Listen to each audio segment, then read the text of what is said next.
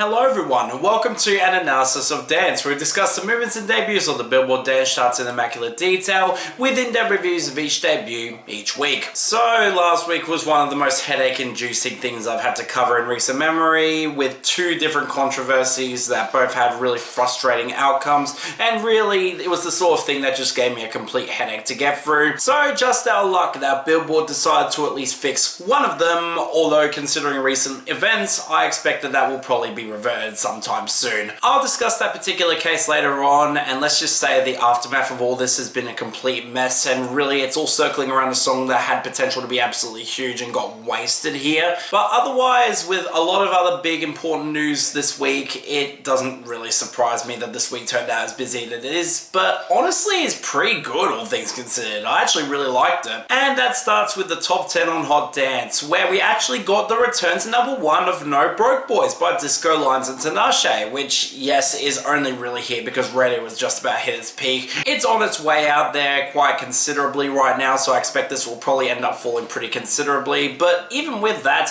it's really telling that the top spot of Hot Dance right now is as competitive as it is. This has the potential to switch around a few times. I'm not going to complain, especially when the competition is Dracula by Tame Impala at number 2, which is making one hell of a challenge on streaming, even if radio is still not fully there yet. But at the rate it's going, it might actually become a genuine hit. That's really cool. I'm not going to complain. And that takes us to the big case that's probably a lot more notable than I think anyone would have expected, especially when you look at the songs that have left. Let the World Burn by Chris Gray, Rebel and Cried up to number 3. Now this beat a certain other song completely on the margins of streaming. It actually rebounded there and hit a new peak on dance streaming this week, which we'll get to later on. But the fact is, it didn't really rebound that much on the bubbling under. I don't see this making a run for the Hot 100 anytime soon, but hey, at least cause some damage. But what's funny is when you look past that, you've got My Old Ways by Tame Impala up to number 4, although this one's weirdly holding pretty steady on streaming right now. It might have actually killed a second wind and I can't complain, but more so the Days No Shown remix by Crystal at number 5, which is probably going to end up lasting past 52 weeks at this point, considering there's not really much other competition that's really going to make a run for it. Even if that big song that got removed this week might have a chance of coming back soon, it is rebounding on streaming right now. But what will absolutely not make any sort of run for the top, and really it's the sort of thing that I expect will absolutely collapse next week, debuting at number 6, Tsunami by DJ Snake featuring Future and Travis Scott. This is only here off of huge streaming thanks to DJ Snake's long overdue album Nomad actually impacting the charts this week, with this being the only song that charted here, and considering the names involved, that unfortunately doesn't surprise me. I really hope it doesn't last though. The song's crap and we'll get to that later on. But for now, it beat out Victory Lap by Fred Against Skepta and Plaque Boy Max at number 7. Again, it's really revealing that this is still actually here at all, considering how many new Fred Against songs debuted even this week. It's proof that this one's still got a lot of fan support and I can't complain, it's great. But now on to yet another case that honestly wasn't all that surprising when you look at the numbers. Surging back to the top 10, we've got Crystallized by John Summer featuring Ines at number 8. Entirely thanks to the Subtronics remix, which unfortunately is actually getting better streaming numbers than the original at this point, and I have precisely zero interest in actually listening to that remix considering my history with Subtronics. I don't think this is really going to last in the top 10, and I mean, I love the song, but still, this shouldn't be here because of that. But at least kept out Montegem Rugata by Sayfos, Cape and Jandro at number 9. Again, proof that a fully AI developed vocal line that was actually talked about publicly is just straight up not getting banned by Billboard, whereas that other song, it indeed actually did, and that's really telling and really revealing of how much Billboard is not going to care at all about Brazilian funk music, despite the fact that it's a far more problematic scene with a lot more cultural robbery and lots more uncleared samples. Again, it's proof that they have some hypocritical standards when it comes to this thing. And finally, okay, seriously, why is Upside Down by Black Griffin and Basic actually sticking around at number 10? It's got good stream momentum, but seriously, after both Has Been Hotel and Halloween have both died out, this should have been out of the top 10 this week. Kind of proof that these guys might actually have some staying power and are continuing to exceed all expectations. And while I think this is a decent song, it doesn't justify having Black Griffin back in the top 10. Just gonna say that now. But the big story in our fall-offs really is that massive song in the top 10 that's absolutely been overdue an exit. And while I can point out both Oblivion and Not My World by Tame Impala are gone, alongside Blessings by Calvin Harris featuring Clementine Douglas, which left after a really respectable run, the big story is Miles On It by Marshmello and Kane Brown finally going away, as it looks like Billboard for once in their lifetime actually follows their own recurrent rules and kicked this out due to the 78-week rule, which for those of you who don't know, the 78-week rule applies to songs that have charted past 78 weeks on the charts, and if they're below the top 3, they get booted into recurrency, and this is the first time that they've actually done it on Hot Dance. All for a song that's been absolutely terrible from the jump, and now has no longer got any sort of means of actually beating Happier's record. Really interesting to note, especially considering that this is a weaker chart right now, that might be really telling. And sadly, we saw some pretty considerable losses for Tame Impala yet again, although it is really revealing of what songs are actually sticking around right now. I mean, you've got No Reply falling hard down to 19, and more interestingly, End of Summer at 20 and Afterthoughts at 18, which were both songs that debuted much lower on Album Bomb week, and the fact that they're both sticking around and amongst the most consistently praised songs on the album, and I think that's really telling. And again, I'm not going to complain, End of Summer especially sticking around is really welcome. But outside of the unsurprising return for Nobody Make Me Feel by Oscar Medkay featuring Khalid being a bottom feeder at this point at 23, and Crystallize surging to the top 10, the real big story is No Batty Dale by Zakai and Slaughter surging up to 16, where it looks like this has gotten a huge run on the global charts, and unfortunately it looks like it's actually going to stick around. Again, it's really telling of what songs are allowed to actually stick around here, and in this case, I'm at least not going to complain that one of the better songs from the funk scene is actually gaining momentum,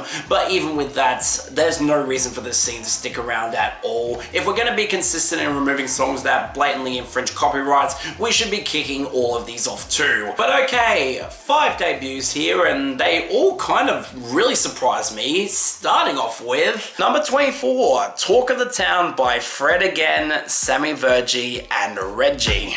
That Paso brownie shot me, telling me her boyfriend's lousy. Talk of the town, me I'm the talk of the town. N91, don't live it. They know that's RB gang. So in a miraculous turn of events, it looks like Fred Again's finally starting to see songs that actually chart here, with this one being especially interesting because this was a midweek release that wasn't even attached to the new USB re-release, being a big collaboration with Sammy Virji that's done really well in the UK and has given him his second charting song in the US, long overdue, especially considering that he's been well deserving of any sort of chart impact. And man, this song has been really weird to follow in the last couple of days. I mean, at first I didn't really like this much at all, with the minimalistic synth stabs against the syncopated groove and the vocals that are really the only notable parts of this mix that actually stands out and changes over time. It's the sort of thing where at first I was just immensely disappointed, especially considering both names involved. I expected a little bit more out of this. But yeah, over time I actually warmed to this one quite a bit. The sidechaining gives those vocals especially a lot more punch and groove behind them,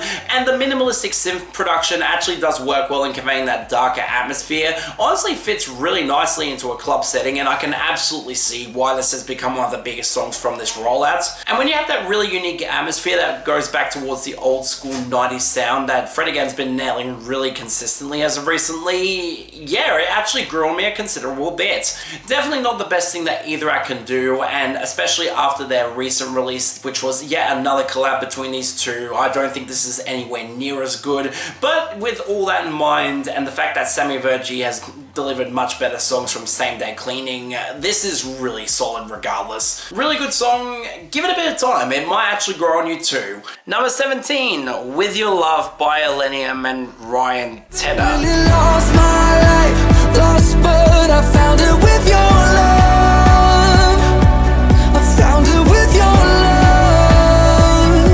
love. Okay, look, I'm really excited for Odyssey, just like a lot of other people, but I've been a little bit concerned about a lot of the recent singles from ILLENIUM. I mean, that's with the acknowledgement that I really have liked a lot of the previous singles, and In My Arms especially is one of my favorite hits of the year, but seeing ILLENIUM work with Ryan Tedder just gave off the impression that he was going to go more down the pop route, with a singer who has been kind of phoning it in over the last couple of years, and really is not the sort of name that I would otherwise like being on a dance track. And when you add on ILLENIUM's continued trend of sanitizing his production down when he's working with much bigger names, I was a bit worried for this, and honestly it's not bad, but I'm a little bit conflicted on this, admittedly. On one hand, it's really cool to see this sort of big sounding festival prog house actually be done by ILLENIUM yet again, with the sort of mixing and mastering that shows that he's a lot better than a lot of the other names in this scene, and the fact that he's actually stepping out of his boundaries so consistently across this rollout for something that actually does have a really nice atmosphere against those really gorgeous sounding synths and a really spacious mix where the drops actually do hit quite hard. I can honestly understand why people would be on board with this.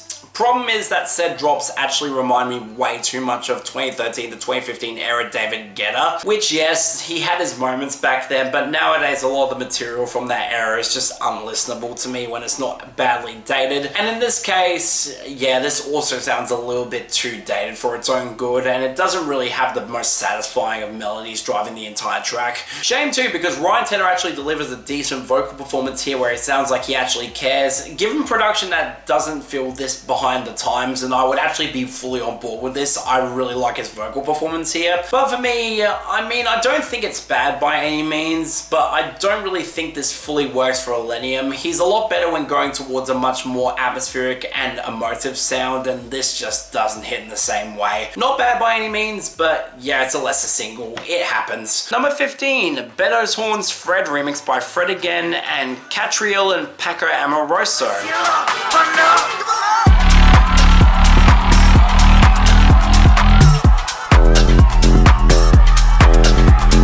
Now, this being the highest debut of the Fred songs this week doesn't remotely surprise me, not just because of the fact that it's actually got a full tracking week and is able to debut much higher on streaming numbers, but it also marks the first time that Fred Again has dabbled in Spanish cultures, recruiting a duo who have blown up considerably out of Argentina, and with this song actually doing so well in Spain on its first day that it debuted on their top 100. This actually has some staying power, and I'm not remotely surprised by that. And thank God the song is also considerably better than Talk of the Town. I like this a lot. Hell, I think that Fred could actually dabble in other cultures a lot more often than he does, because in this case with those Spanish horns against a much more defined textured percussion, and the vocals of both Catriel and Paco Amoroso that are just so manic and zany and really play well into this production, especially including a final drop that leans a lot closer to dancehall and is honestly a lot better executed than I think anyone would have expected. Yeah, it's a sign that he actually knows what he's doing when embracing these cultures. See, this is what you should be embracing instead of the Brazilian folk stuff. And it also feels quite communal too, with the yelpy vocals against the crowd noise that actually is left in pretty considerably throughout the track, and it honestly creates a really unique atmosphere that I don't think I've heard Fred Again do in a long time. Yes, the constant use of the F slur did throw me off at first, but given that both vocalists have been not shy in voicing their support of the LGBTQ community, and have actually been kind of hinted at being LGBTQ themselves, it doesn't surprise me that they went down this route.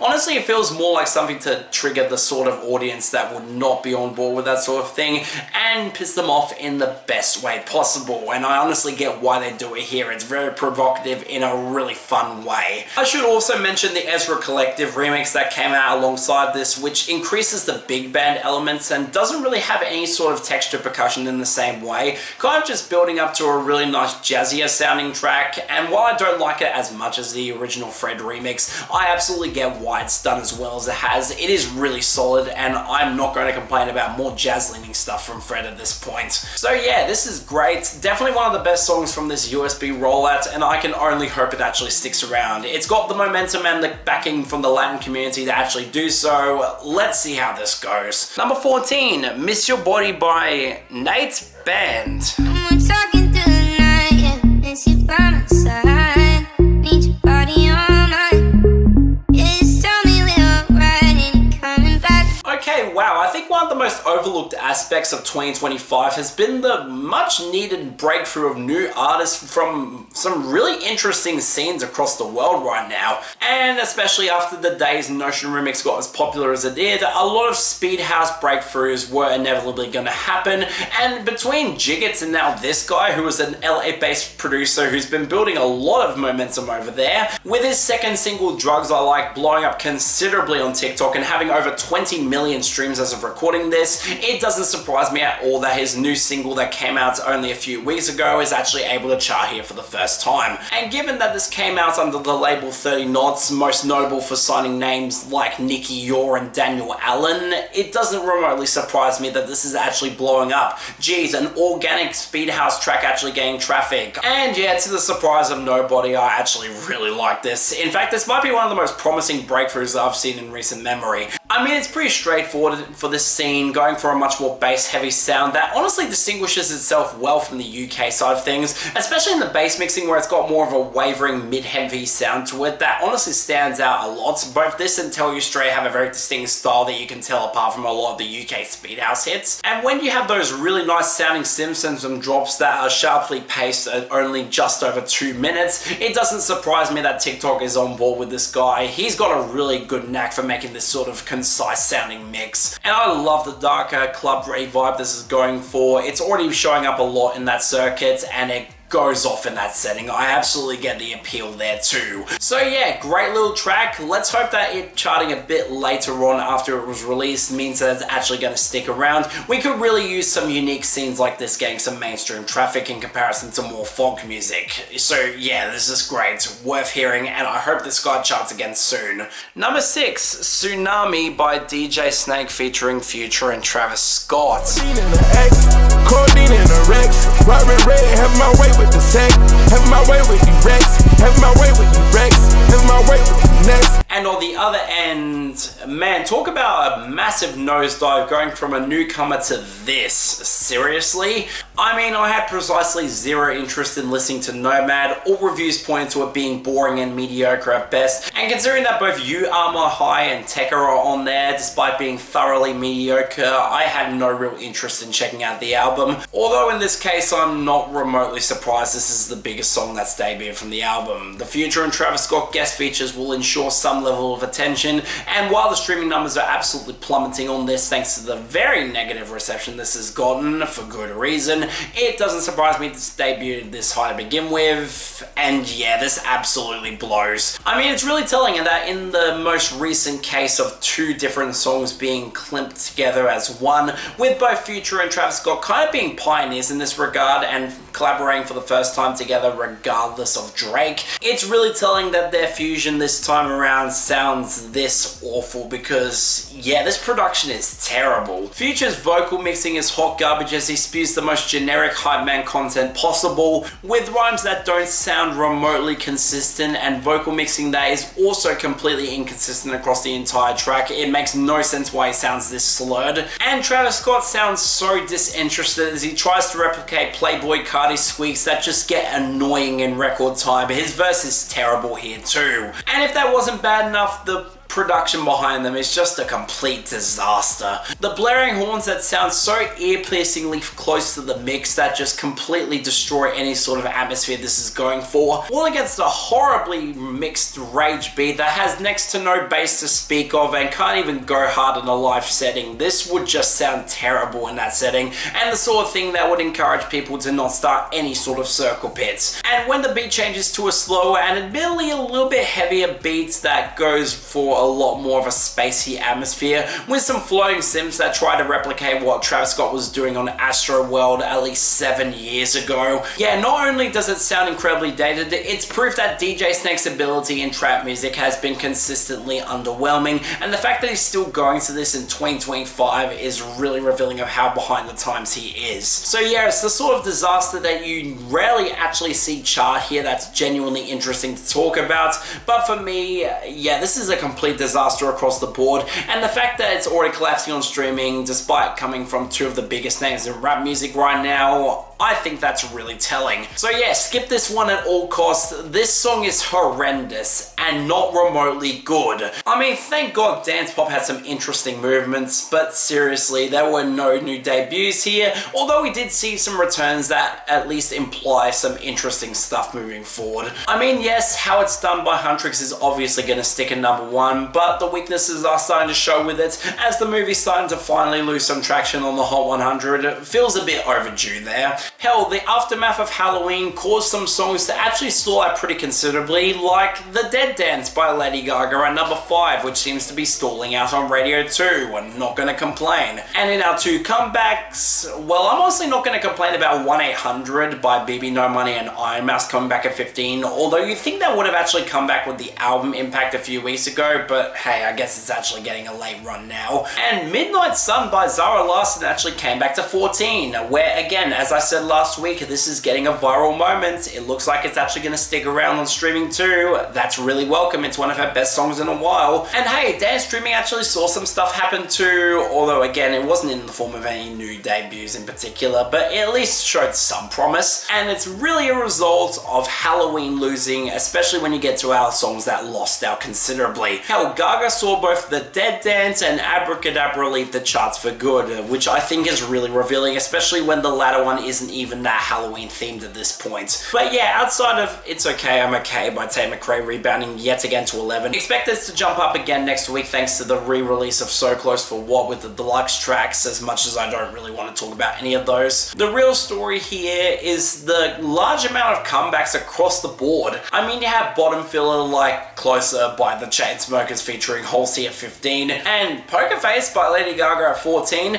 but the true big story are our 2 highest comebacks here. The first is Summertime Sadness by Lana Del Rey and Cedric Gervais actually rebounding to #10, and this doesn't surprise me considering the change of the seasons. A song like this really does fit a specific mood, especially in the US right now. I get why it's got traffic, but that's also factoring in Let the World Burn by Chris Gray, Rebel and Cried, which comes back at #9 and looks like it's actually got some staying power. Look, I'm not complaining about it kicking off miles on from Hot Dance, but at this point I really hope it stalls out. It's not remotely good. As for dance sales, okay, weirdly enough, a lot actually happened here despite the fact that it really shouldn't have. For one, How It's Done by Huntrix actually retook the #1, which doesn't surprise me. It's been one of the few consistent strengths on this chart as of recently. But the story once again is after Halloween, where we saw some pretty considerable movements in both directions. For Falls, well, Fancy Shit by Sid and Taylor Renee fell back down to 15, but again, Halloween had its biggest impact here, as Dracula by Tame Impala fell to #10 and The Dead Dance by Lady Gaga collapsed to #8. Again, really revealing. And on the opposite end, we had the Sound of Silence Sorrow remix by Disturbed rebounding up big to #9, as if we wanted more of this track. And Crystallized by John Summer featuring Inez returning at #12. Again, thanks to the Subtronic remix for that one. Hell, I think what's really revealing is Beto's Horn's Fred remix by Fred Again, Catriel and Paco Amoroso hitting the charts at 14. And again, I think this is really telling. Fred Again hasn't had any sort of massive sales push in the same way that this has. It looks like the Latin community's behind it. That's really reassuring. But that just leaves 3 more debuts, unfortunately, starting with #6, Jamaican Bam Bam by HUGEL and SOLTO.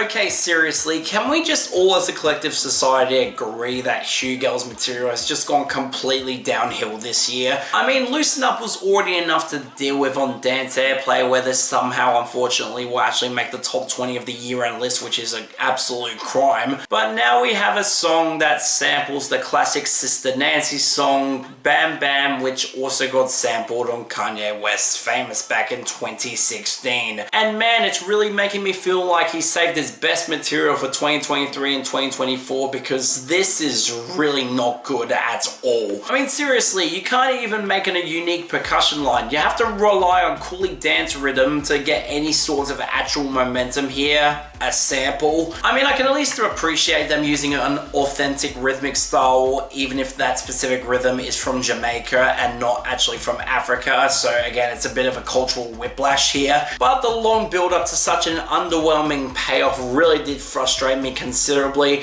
And the way that the vocals are integrated here as they peak in the mix just does not sound remotely good. Sister Nancy deserved way better than this really phoned in and really badly produced remix. I mean, I can at least appreciate HUGEL trying a different style other than just straight Afro house. But again, the Jamaican culture deserves a lot better than this. And yeah, this feels phoned in, forgettable, and not remotely good. Skip it. Number 5, Positive by Jamback.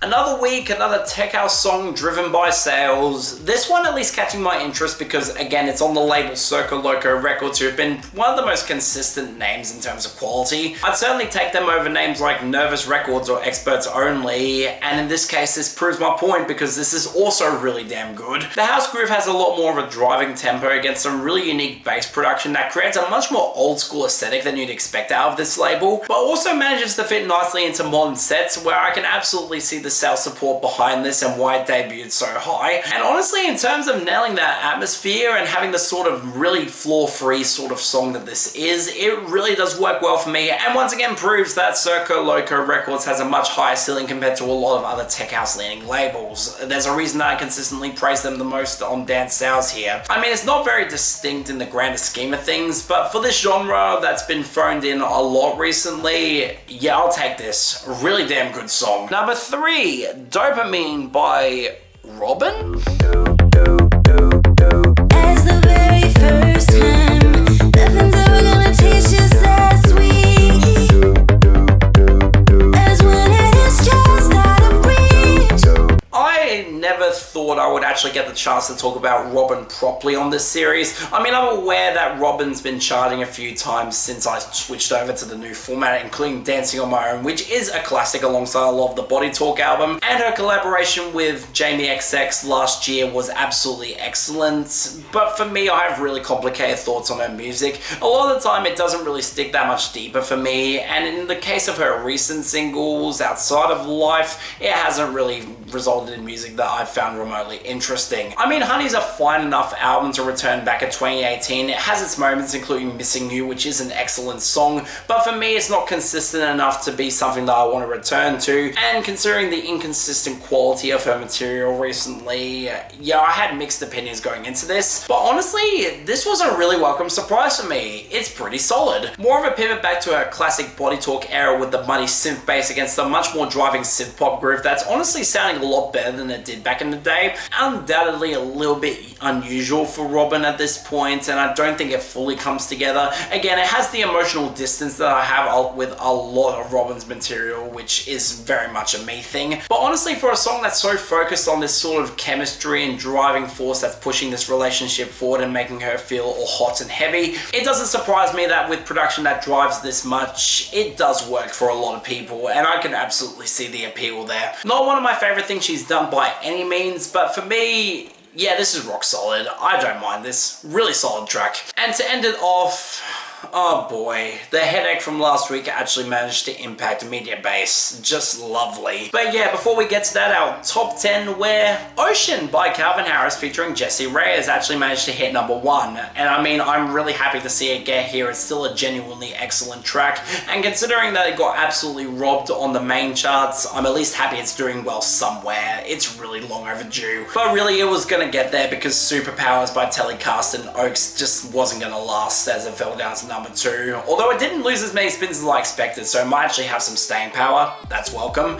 Hell, I expect both will actually fall victim to Forever by ILLENIUM, Tongren and Alna at number 3, another ILLENIUM song that's actually doing pretty decently at the moment, even if the main charts just don't want it, and it has cooled on me a little bit, but I still don't mind it. But what's more interesting is Crazy by Miles, Lloyd and Bunt at number 4, which looks like it's actually gaining a bit of momentum finally, and while I don't think it's as good as Spaces, I'm not going to complain about it getting some momentum. It has grown on me a bit. Hell, I could say the same about Nobody Make Me Feel by Oscar Medke featuring Khalid up to number 5, and really I don't know how well this is going to do because it is slowing down on spins, but it's at least getting there. I can't complain either. Hell, I'd say the same about Too Late by Shanks at number 7, where I really hope that both him and Oscar Medke actually get some more charting songs separate from these, but with this one losing momentum really fast, it's bound to exit out pretty fast too, and I'm really curious how that follow-up will turn out. I really hope it's actually good too. But then back to Bunt, with the much better Spaces with the Chainsmokers and Easy Bizu up to number 7, again, really telling that both of these are sticking around the top 10. He's actually got some genuine staying power on Dance Airplay now. But what also surprised me was Crushed by Zara Larsson at number 8. Again, for a pop crossover that's actually sticking around on Pop Airplay right now, this is doing remarkably well. I didn't expect it would actually stick around this long. And finally, we got Yes Baby by Madison Beer, unsurprisingly rebounding to number 9, as I think everyone would have called, and Waterfalls by James Hype featuring Sam Harper and Bobby Harvey at number 10, which looks like it's actually getting a bit of staying power, and while it's going to take its sweet time falling out, I'm not going to complain. It's great. Again, proof that the UK side of Speed House actually has some quality too. And on that note, our falls and fall-offs, and really I can't complain about a lot of these, especially when we lose out songs like Loosen Up by Hugel and Doughty featuring Preston Harris out really early, alongside All This Time by Sony Federo and Jazzy, although this one wasn't surprising considering he's pushing the new single with DOD and Poppy Bascombe, which is also considerably better, and All This Time is probably going to make the year-end list anyways. I can't complain. Also, Blackberries by Fisher and BB Close is gone too after a remarkably inconsistent run, although it will make the year-end list just barely. Again, it's one of his best songs since Take It Off, I'm not going to complain. Hell, I think it's more telling that we have just as many falls as notable fall-offs here, and a lot of them are really revealing of songs that are actually on their way out pretty considerably. Yes, it's sad that Our Time by Afrojack, Martin Garrix, David Guetta and Amel is actually falling down to 30, although that song actually did last longer than I expected. But if it's going to see the early losses of Stupid by Steve Aoki and Gabri Ponte to 42, or Up So High by Cash Cash and Roses at 43, or especially Tesla by Mal P falling all the way down to 23 with a record-breaking 300 spin fall, again telling that people don't care about this. Yeah, I'm not going to complain about any of these losing out, they're all not really all that good. Oh, also some smaller hits with better songs like Slide Away by Audi and Mac G and Julia Church at 21, and unfortunately Falling by Chris Lake and Bonobo featuring Alexis Roberts finally losing out to 26, although at the rate it's going it might make the year-end list. Really promising news for Bonobo moving forward, and that's absolutely welcome. He deserves this. But where things get really telling in the most insane way possible, we got so many jumps this week, likely thanks to the fact that the spins are actually gaining a bit of momentum in all channels, and really a lot of these songs were up on the rise anyway, so yeah, this doesn't surprise me. So let's split these up, starting with the debuts last week, like Deep Clear Water by Griffin and Grizz at 37, or Edge of Desire by Jonas Blue and Matliv at 36. Alongside Don't Blame Me by James Carter, continuing this guy's baffling continued success with his solo run at 33, and Hello by Sagala, Kelly Lee and Janita Gandhi actually gaining a bit of momentum up to 32. Yeah, not remotely good there. Hell, let's factor in some of the smaller songs that honestly feel really weird to see here at all, like Human by Gil Glazer 40, The Light That Leads Me by Ned Sky featuring BB Rexha at 34, I'm still amazed that's sticking around, Supernova by Zeller at 28, Phases by Joel Corey and Abby Flynn at 25, and most bizarrely for me, You Got Me Feeling by Parcels actually gaining momentum to 38. I mean, I'm not going to complain, and it's probably going to end up being caught between years considering where it's charting right now, but the fact that a Parcels song is actually sticking around on Dance Airplay just feels really weird to me. Although I'm not going to complain, I've listened to a little bit more of their material, including the album that this song comes from, and it's all really well worth any sort sort of success. Finally, Two Hands by GT Office, Marshall Simon and Matthew Topper at 22. Born to Fly by Mary Droppins and Annabelle England at 20. Sophia by Vonson 19. Gone Gone Gone by David Guetta, Teddy Swims and Tones and I at 18. And Set Me Free by Armin van Buuren and Sasha at 16, where it's showing a continued rise and will probably hit the top 10 soon. Oh my god, this was a lot. I mean, thank god that Billboard doesn't really give me a ton to talk about in terms of our debuts, with a song that's actually debuted both here and on Mediabase at the same time, which is really interesting. And alongside that, Phases by Joel Corey and Abby Flynn at 38, and Supernova by Zella at 37. Whatever. And Mediabase, oh boy, I think the big story for most people is going to be that massive debut. And while I am happy to see To the Moon by Alok and ILLENIUM actually debut at 50, where it's grown on me considerably, that's not the big story here. Nope, that goes to I Run by Haven debuting at 39. Now on the surface, if you completely ignore all the controversy, this doesn't surprise me. It's one of the biggest songs that blew up in dance music around the world, and considering how easily mainstream accessible it is with a short runtime and one of the catchiest vocal melodies you'd ever hear, I'm not surprised that Dance Airplay is already on board with this and seeing it surge in a big way. The problem is that it's actually come out now that Haven used AI vocals to actually create this track, although the difference between what I consider AI vocals in this case and what the general public wants to throw at this song, it's really different, because in an actual interview with Billboard that's been credited as our official source, it's been said that a lot of the AI speculation around this track is more linked to the vocal effects that Haven used on his own voice. I mean, I can at least understand in this case, considering that's been one of the few consistent things that's come out of Haven since this whole dilemma unfolded, but seriously, this is an utter fumbling of one of the potential biggest dance hits of the year for someone who really had nothing to lose by being more open about what kind of vocal effects he was actually using. I mean, my understanding is that a lot of the takedown notices were from Georgia Smith's team, thanks to Sony's noticing of the similarity in the vocals to Georgia Smith, where it could be damaging to her brand, especially with the AI association. But being real here, you could have just easily called this a vocal effect. It's nowhere near as problematic as some people are making it out to be,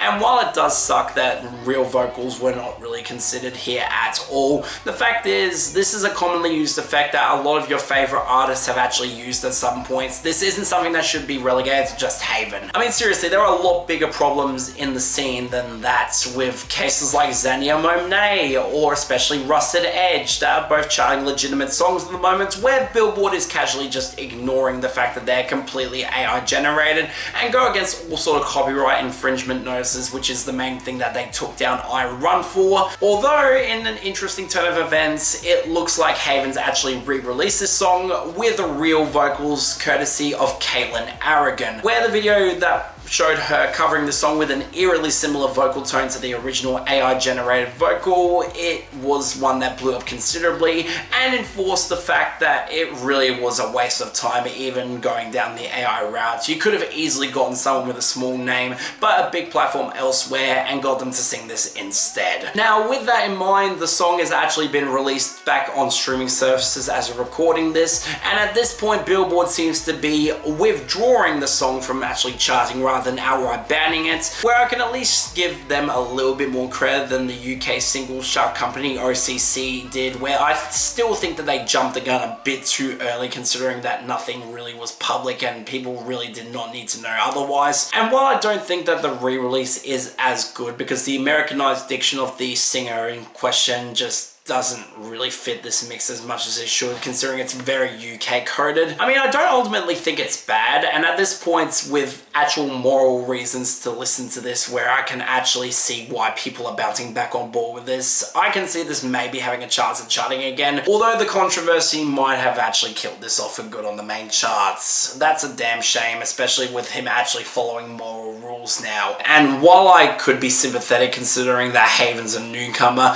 the fact that he's been so radio silent and generally shady around this whole thing, yeah, that's not good. Let's be real. But okay, after that mess, our 3 actual debuts that I haven't covered, starting off with number 47, Man I Need by Olivia Dean. I kinda like it when you call me wonderful. Whatever the type of talk it is, come on then. I gotta know nice to see this song finally charts both here and on Billboard's chart where it debuted at 35, where this looks like it's actually got a bit of remix potential and mix show support alongside a dance airplay push, which for a song like this feels really weird to see, but considering Olivia Dean's meteoric rise and the fact that this song has a lot of remix potential, it doesn't surprise me it's here. And yeah, this is absolutely great and deserving of the massive run it's having on the Hot 100, even if I don't think it's one of her best singles compared to, say, A Couple Minutes or Especially Nice to Each Other. But yeah, I love the atmosphere here where it's going for much more of a smoother R&B bossa nova type pop style that I think absolutely works well for Olivia Dean, who's got the sort of understated charisma that really plays into the Love Struck lyrics really well here, where she actually genuinely wants to spend time and get to know the friends of this guy and actually dedicate herself in a much more controlled and composed manner, where when you have the natural charisma that she does, it just oozes confidence in a way that I think is really charming,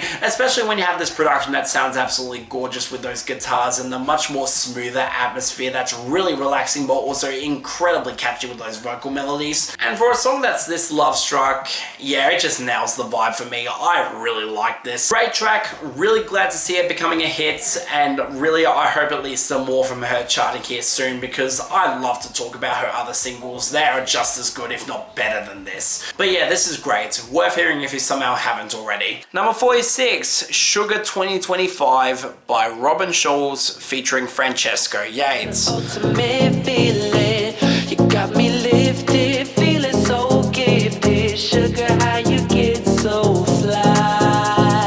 Okay, so for context, this isn't actually a rerun of the original Sugar by Robyn Schulz featuring Francesco Yates, or a modern remix done by Robyn Schulz in the wake of the song's 10-year anniversary. Man, I feel old. But no, this actually refers to two remixes of the song that got released recently, with the main one in question being Zerb's remix, which seems to be an easy sell for the radio, and when you hear both of them, yeah, it's by far the better version. Yes, it's obviously playing into Zerb's formula really blatantly. Again, I would really wish that he wouldn't just keep trying to replicate Milwaukee and Addicted all over again. But Francesco Yates' vocals are actually mixed really well into this production, where his belting is not really suffocated, which is a big surprise for me. And the more atmospheric, melancholy bend of the song actually really works well in conveying the Love Struck lyrics, where there's a little bit of an added element of desperation that makes this mix stand out a lot more than you'd expect. It honestly works well as a counterpoint to the original song's more vibrant tone, and while I do wish that the guitar line from the original track was actually kept in, where it just feels lacking without it, this remix, it works well for me. I get why it's the one being pushed. Now, the Alok remix is not good at all. The Alok remix throws away all of those vibrant elements from the original in favor of more disposable tech house with drops that don't remotely fit, as the vocals are suffocated in a really badly mixed percussion line that just does not work for me at all. And when the undercooked song length is here, where the song doesn't really get all the chance to shine like the Zerb remix does, it just reminds me of two versions of the song that are out right now and getting popular that I would rather listen to than this. So yeah, Zerb's remix I'll comfortably embrace as pretty damn good. I get why it's got the mainstream push on radio, but Alok's remix sucks. So yeah, take it as you will. And finally, number 44, Dancer by Kaskade.